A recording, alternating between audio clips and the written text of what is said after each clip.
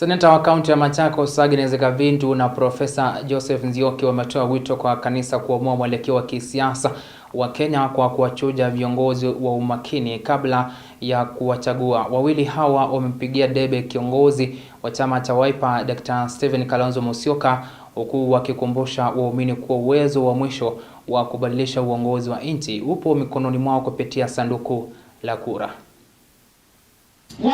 Mwaka wa 2027 sisi wa Kristo tuwe mstari wa mbele kutafuta viongozi na uongozi bora.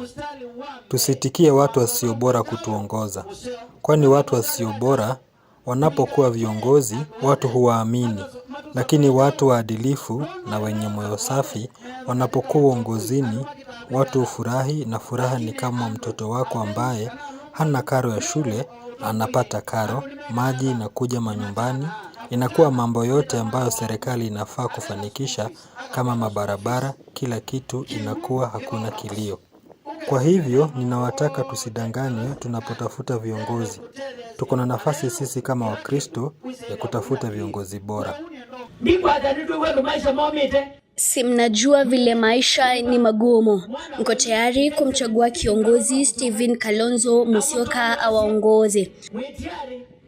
Mkitaka kugeuza mgeuze, kwa maana nyinyi ndio mko na mamlaka ya kuwachagua.